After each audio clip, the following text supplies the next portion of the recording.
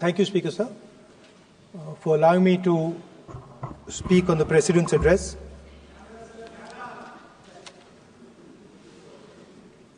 Camera. Thank you. Double thank you, sir.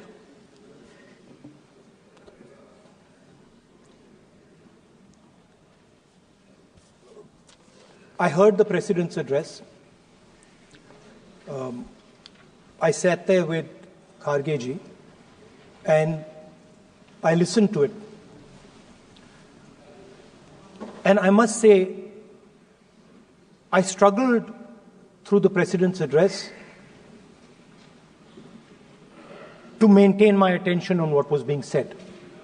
Because I had heard pretty much the same President's address the last time and the time before that and the time before that.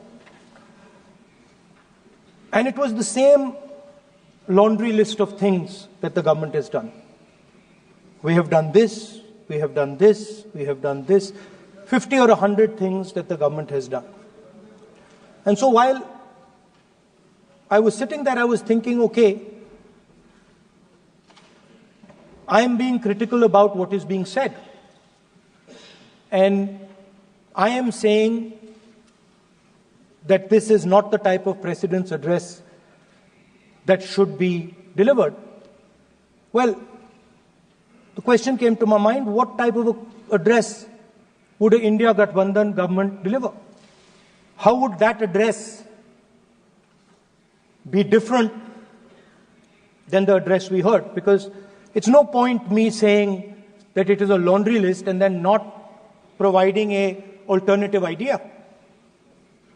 And so today I would like to lay out some dimensions of what an alternative address would look like, what the India Gathbandhan would probably focus on, and where we would lay emphasis.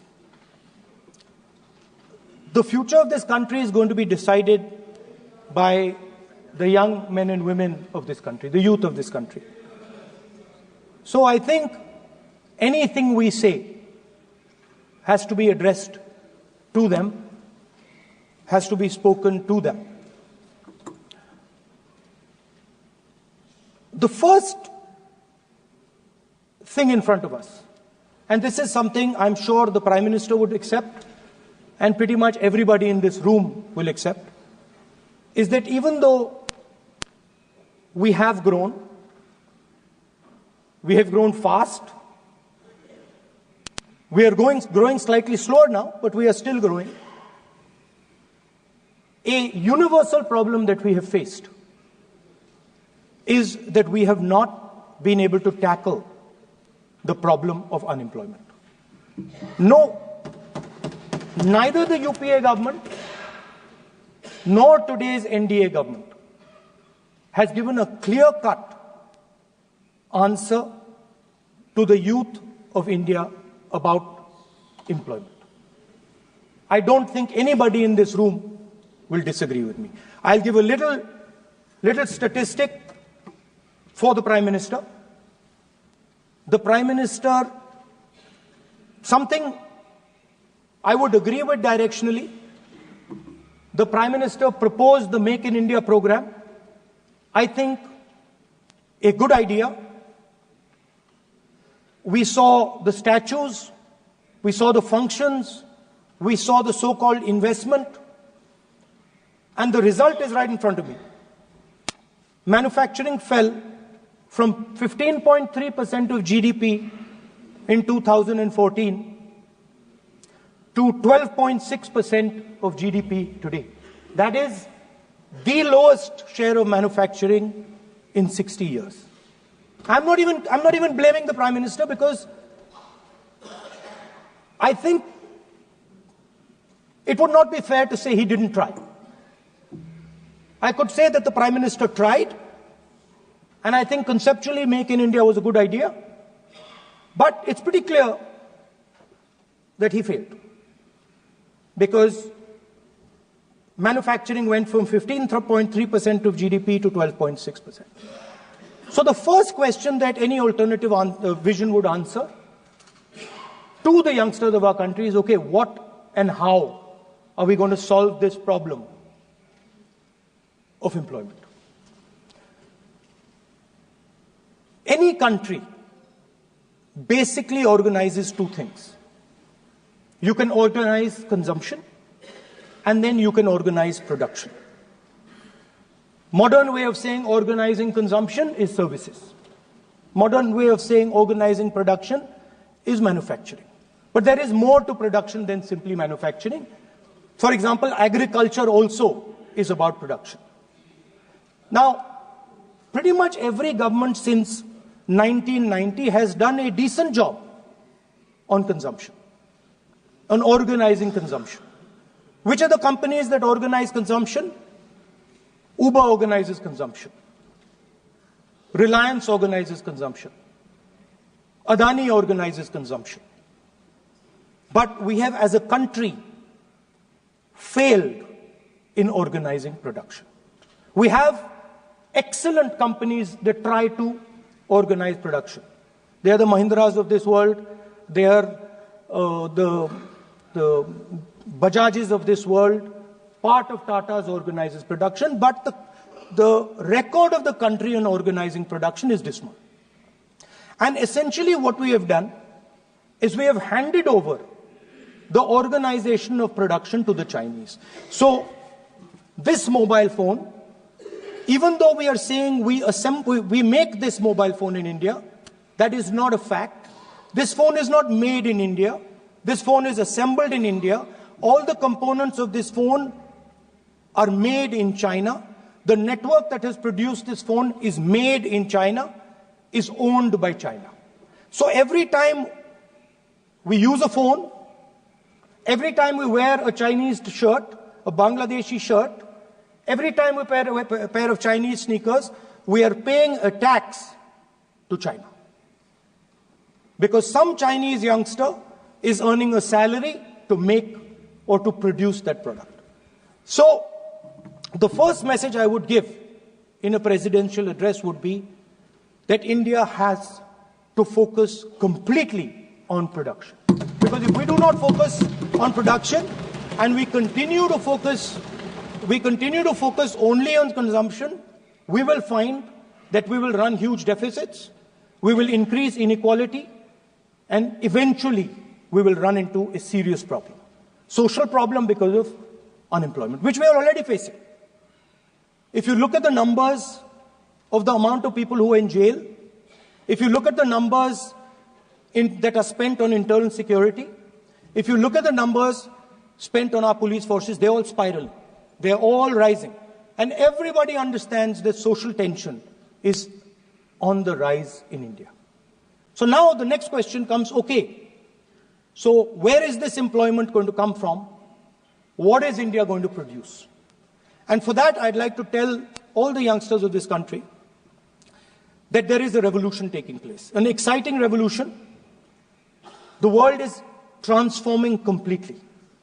And the change that is taking place, at the heart of the change that is taking place, we are moving from the world of the internal combustion engine to the world of the electric motor.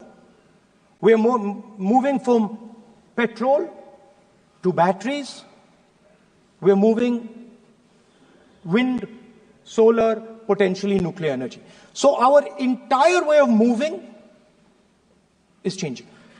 And this is going to change every single thing. It is going to change warfare. It is going to change medical treatment. It is going to change education. It is going to change how we eat. It is going to change every single thing.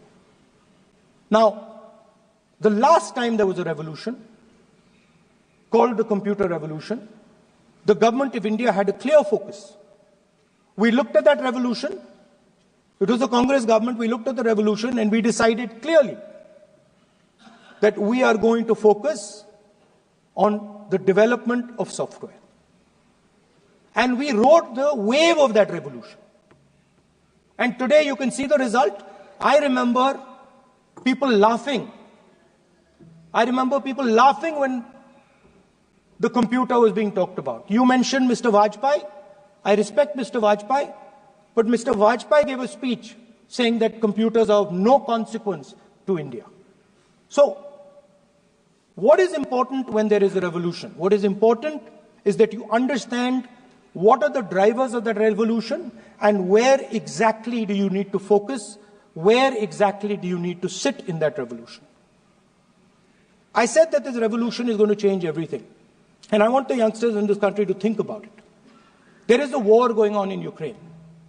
The war in Ukraine is actually a war between the internal combustion engine and the motor, the electric motor. The electric motor is inside the drone, the engine is inside the tank. And if you look at what is going on in Ukraine, the tanks are dying by the thousands. And small little drones with electric motors, small batteries, not much bigger than that, are destroying the entire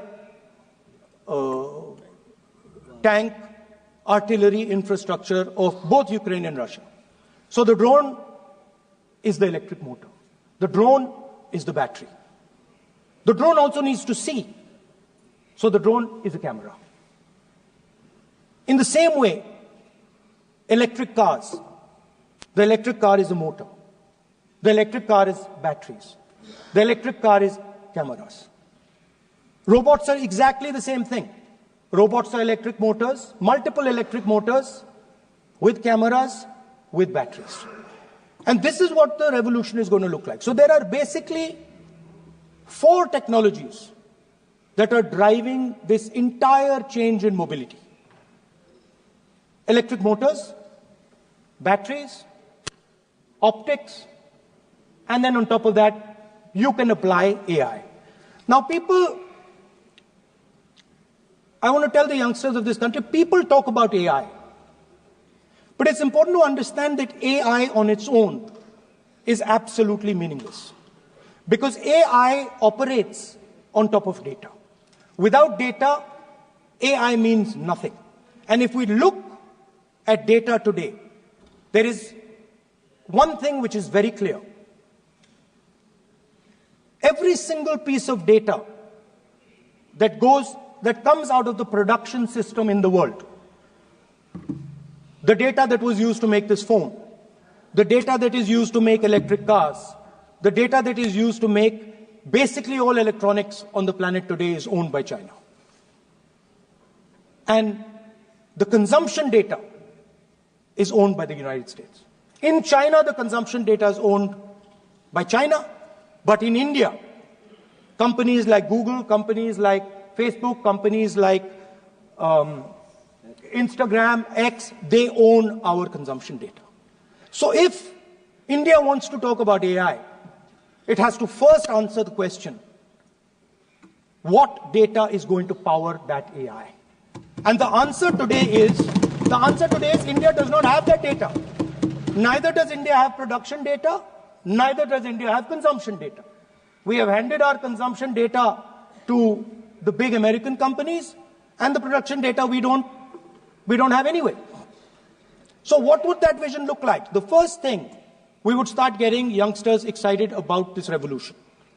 We would start to introduce the idea of a completely new way of moving, a complete revolution in how things move.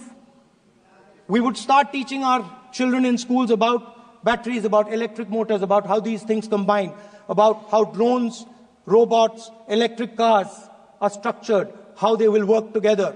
And most important, we have to start building a production network so that we can get access to production data.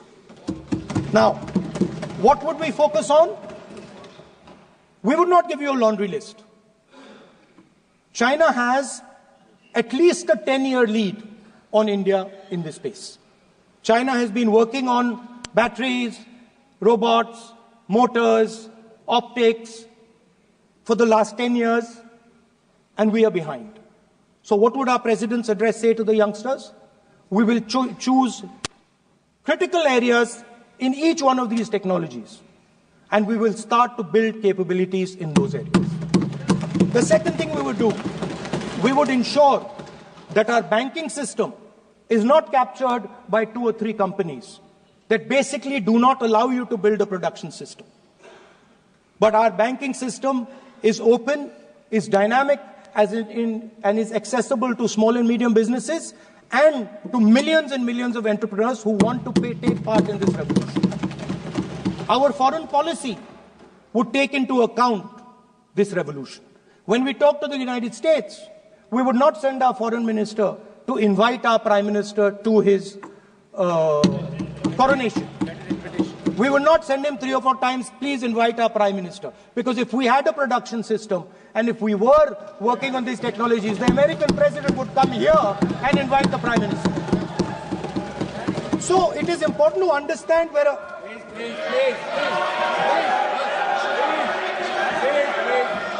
So I'm sorry that disturbed you, that question. I apologize for disturbing your peace of mind. It's okay. I've apologized. I've apologized for disturbing your peace of mind. I'm sorry. So we would start by telling our young men and women that they have to be at the forefront of this revolution. We cannot afford that the Chinese are at the forefront of this revolution. Number one. Number two, we would ensure that the absolute best experts on these technologies would talk to our students, would talk to our youngsters and guide them on what a future, on what these future technologies are going to do. We would make them partners in this revolution. Now, we talk about defense. And today, we have the Chinese. And the Prime Minister has denied it. And the army has contradicted the Prime Minister. It's true. The Prime Minister has denied it. The Prime Minister has denied it. And the army has disagreed with the Prime Minister that China is sitting on 4,000 square kilometers of our land, of our territory. The Prime Minister has denied that Chinese forces are inside our territory, but for some reason, our army keeps talking to the Chinese about their entry into our territory, and our Chief of Army Staff has said that the Chinese are inside our territory. This is a fact. This is not invention, this is a fact. Now, but the reason China is inside our territory is important. Because people think that wars are fought between armies and their weapons. But the fact of the matter is that wars are fought by industrial systems. The fact of the matter is that China has an industrial system that is far stronger, far bigger than our industrial system. And that is why they have the guts to come inside this country. The reason China is sitting inside this country is because Make in India has failed. The reason China is sitting inside this country is because India is refusing to produce. And I'm worried that India is going to give up this revolution to the Chinese once again. The reason I made this reference is because everything is connected. If and when we fight a war with China, we will be fighting with Chinese electric motors, Chinese batteries, Chinese optics, and we will be buying Chinese motors, Chinese optics, Chinese batteries. It is a non-sustainable proposition.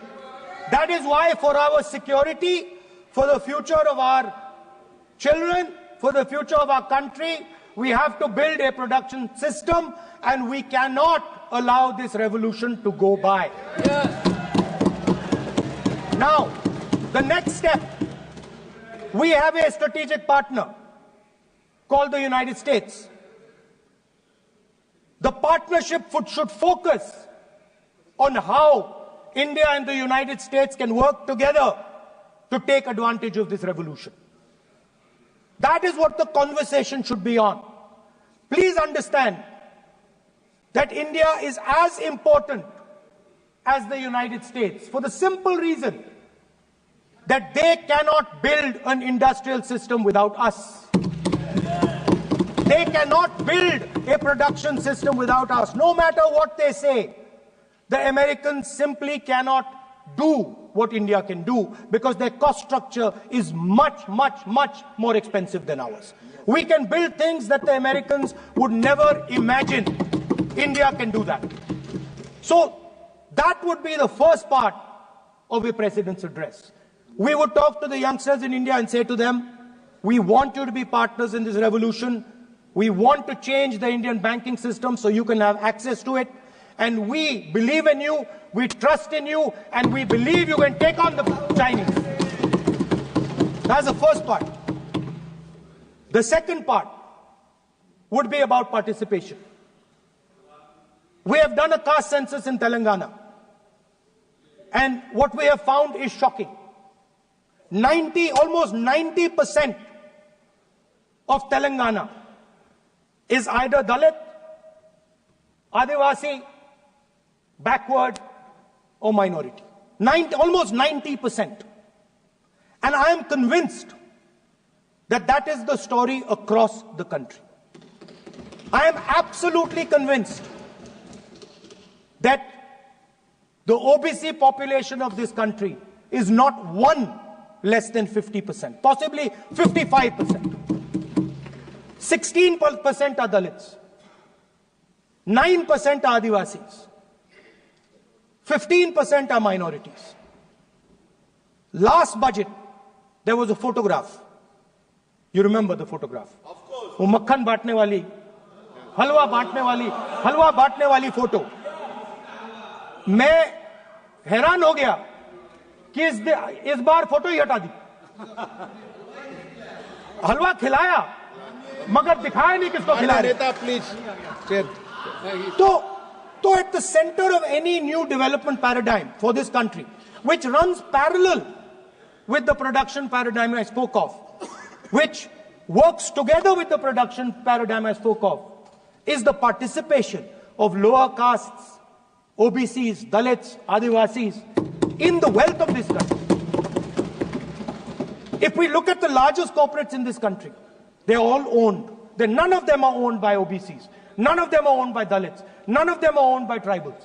If we look at the biggest media companies that support the Prime Minister, every day we see the Prime Minister's pleasant face, smiling face on these media.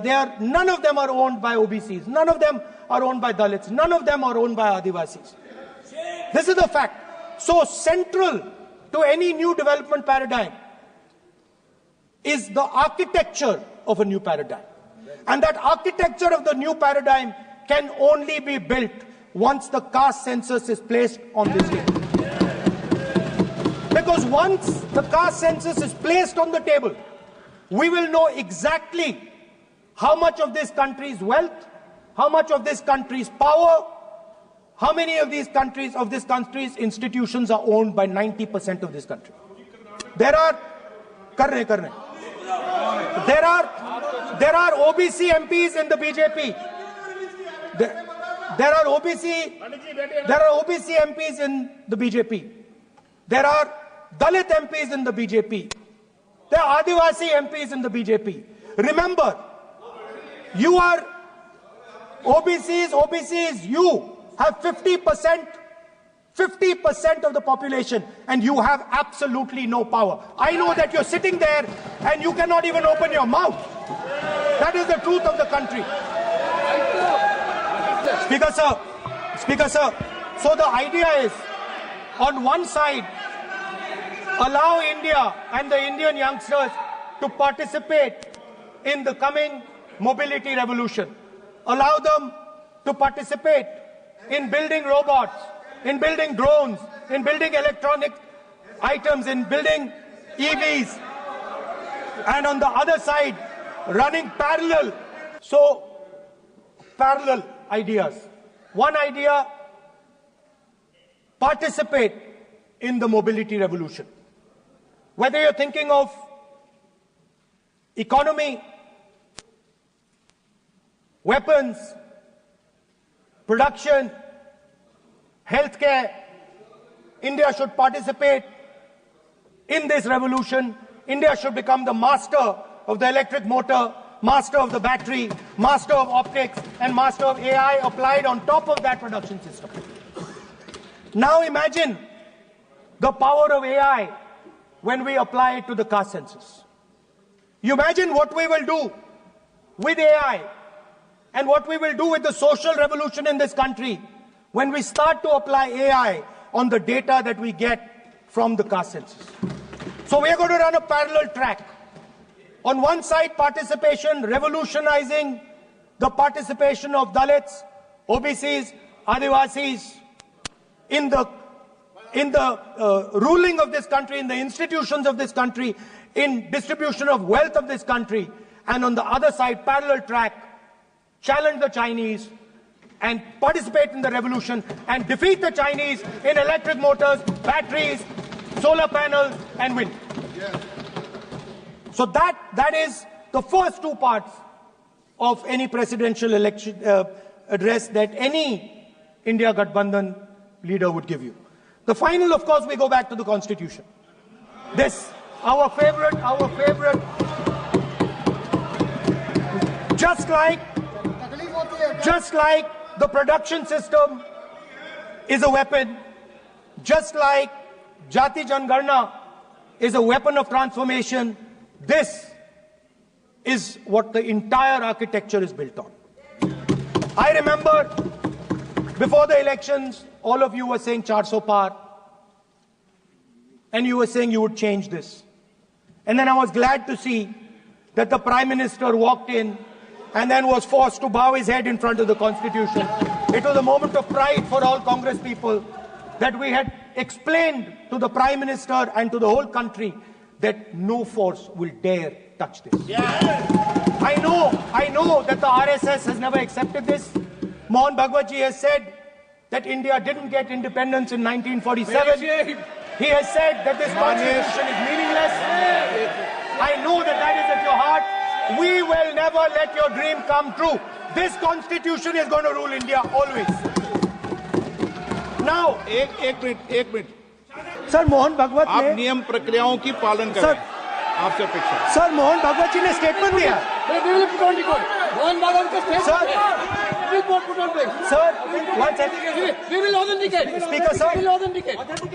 Speaker sir, Mohan Bhagwat ji made a statement saying that India did not receive independence in 1947. It received independence when the Ram Mandir was inaugurated. We will place that on the table. Now, sir, I would like to mention one small thing, but very important thing. Speaker sir, this constitution is supported by this constitution is supported by the vote of our people. Without the secure vote of the Indian people, this constitution means nothing.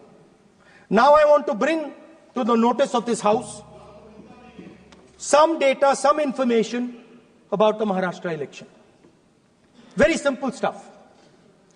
Speaker sir, between the Lok Sabha election, which the India Alliance won, and the Vidhan Sabha election, the voting population of Himachal Pradesh was added to the voting roll of Maharashtra. Meaning the entire population of Himachal Pradesh was added to the voter rolls of Maharashtra. Please understand what I am saying. In Lok Sabha, the difference between Lok Sabha and Vidhan Sabha was the population of Himachal. The entire population. Almost 70 lakh new voters suddenly arrived between Lok Sabha and Vidhan Sabha. Now, the most interesting part, and the Prime Minister is not looking at me.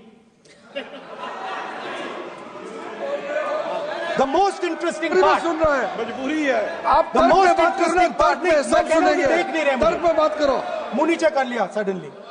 The most interesting part is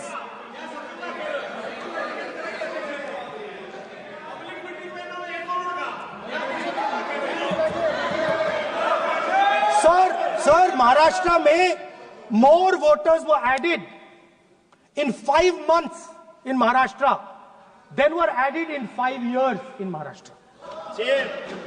जितने 5 साल में add हुए उससे ज्यादा 5 महीने में add हुए, आखिरी 5 महीने में लोकसभा चुनाव के बाद। सर, एक बिल्डिंग है सर शिरडी में, एक बिल्डिंग में 7,000 नए वोटर एक बिल्डिंग में ऐड हुए सर। एक बिल्डिंग में 7,000 नए वोटर ऐड हुए सर। सर, मैं कोई आरोप नहीं लगा रहा हूं, मैं कोई आरोप नहीं लगा रहा हूं, मैं सिर्फ ये कह रहा हूं सर कि ये इसमें कुछ ना कुछ प्रॉब्लमैटिक है कि हिमाचल प्रदेश जितने बड़े वोटर्स लोकसभा के बाद जादू से आ जाते हैं। अब हम क्या कह रहे हैं, हमने इलेक्शन कमीशन से रिपीटेडली कहा है कि हम आरोप नहीं लगा रहे हैं, आप एक काम कीजिए, हमें लोकसभा की वोटर लिस्ट दे दीजिए, नेम एड्रेस और इलेक्ट्रॉनिकली दीजिए, और विधानसभा नहीं है, नहीं सर, नहीं नहीं नहीं नहीं नहीं नहीं स्पीकर सर वो सब वेबसाइट पे रहती है, सब जानते हैं, कभी भी कोई निकाल सकता है। स्पीकर सर, मैं समझा देता हूं सर। स्पीकर सर, वो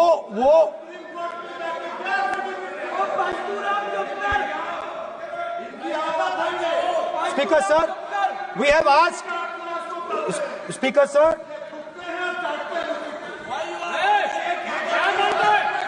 Speaker sir, we are asking this question.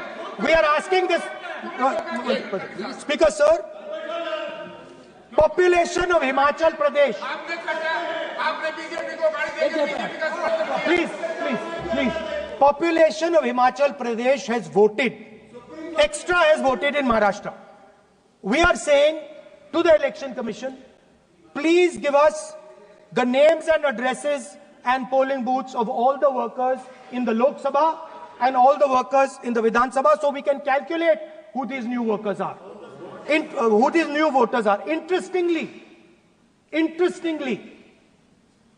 the new voters are mostly in the constituencies that the BJP has swept. Please understand, the new voters have been added mostly in the constituencies where BJP has swept. I am still not making an allegation. I am saying on the floor of the House that the Election Commission has to give the data of the Maharashtra elections to the Congress Party, to the Shiv Sena and to the NCP, so that we can see exactly where these voters have been added, who has been subtracted, who has been added, where they have been added. This is not a irresponsible request. This is a very simple request for them to fulfill. The reason I am saying this, sir, is because the rules have been changed. This is not just said in isolation. Speaker, sir, the election commissioner used to be chosen by the Prime Minister, Leader of Opposition, and the Chief Justice. Sir, the Chief Justice was removed from that committee. Why? This is the question, sir. This is the question to the Prime Minister. Why was the Chief Justice removed from the committee? Now, in a few days, I am going to go to the meeting. I am going to go to the meeting. There's going to be Mr. Amit Shah and Mr. Modi ji. And there's going to be me. 2 to 1. Why am I even going to the meeting? What is the purpose of me going to the meeting? I am only going to the meeting to certify what Modi ji and Amit Shah ji are going to say. Right? Whereas if the Chief Justice was there, there could be a discussion. Chief Justice and Leader of Opposition could say, no, we don't agree. So, there seems to be a calculated strategy. Now, just prior to the Lok Sabha, the election commissioner was changed and 2 new election commissioners were placed. Yes. We know that the election dates were changed. Yes. We know that the elections were postponed. These are facts. These are not things I am inventing. So, in order to safeguard this constitution, the entire opposition requests the data for the Maharashtra election. We request the data and the electoral voter list for Lok Sabha and the corresponding list for Vidhan Sabha. And I am very confident that the Election Commission will not give us this information. Speaker sir, that is broadly. So the third element of our President's address would be a determined defense of India's institutions, of our democratic system, and a re-look at our entire democratic framework, and the looking again at all the institutions that have been taken away from the people of India. So those would be the type of things that we would say in a presidential address. I'd like to finally say one thing. In the last, थोड़ा बढ़ा देता हूँ. अब मैं थोड़ा और खींचूंगा. अब और खींचूंगा थोड़ा. अब और खींचूंगा. So in the last, there is a background, a philosophical background to what I am saying. Essentially, what I am saying to the youngsters of India and to this House is that instead of focusing on multiple things, instead of telling us a laundry list, give us a strategy, give us a vision, make it clear, right? Now, there is a philosophical basis to this. There is even a deep philosophical basis to this. I showed you the picture of Shivji, which you didn't allow me to show. I showed that picture for a reason. What does that picture tell us? If you look at that picture carefully, it tells us focus carefully. Do not get distracted. Do not look here and there. Do the job at hand. So there is a philosophical basis to the speech I have given. I have not told the House and the country that we will do this, and this. This is the philosophy of Shivji. Say what you have to say, but be clear that you're going to do that one thing and don't do 50, 60, 70 different things. So there is a link between our philosophical tradition, our religious tradition, and what I'm saying. And that is what India needs to do. India needs to connect the past, the values of the past. You talk about Sardar Patel ji, but you destroy Sardar Patel ji's values every day. You talk about Ambedkar ji, you destroy his values every day. You talk about Nehru ji. No, you don't talk about Nehru ji.